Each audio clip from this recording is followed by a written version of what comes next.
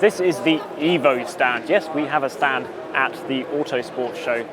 And this is the Broadley Lola, a car that we've tested in the magazine this year and has also been in the track car of the year. You'll hopefully see some video of it at some point. It sounds phenomenal.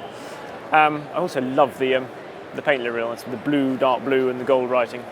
Anyway, lots of other classic cars here. There's also a reimagined car just over there, which I really want to go and have a look at because it's the first time we've seen it. So this is the Lister Jaguar Knobbly recreation. It is a truly beautiful thing. They decided to produce 10 continuation cars, if you like, to celebrate the 60th anniversary of the first production of this in 1954. This is actually built to a 1958 specification, which was the most successful year for the Knobbly. And yeah, all 10 cars have already been sold. It's designed to the original jigs and the original drawings, which they all still own in George Lister Engineering.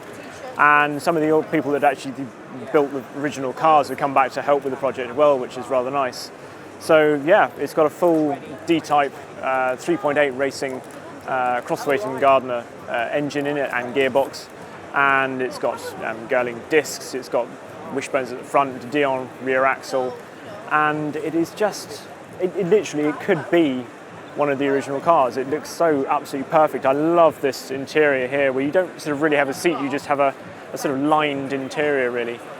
And they're apparently building 3 more special editions, one in honour of Brian Lister, whose recreation this was. The story goes he was working for his father in the company and said he wanted to go and build a racing car, and his father said, right, well, you've got 6 months, and if you haven't done that, you've got to come back and work in the factory. But thankfully he did, and this was the result. So they're producing 3 special editions in addition to the 10 they've done. So one Brian Lister, one Sterling Moss, and one for Archie Scott Brown, so obviously the creator and then the 2 most famous drivers of the car.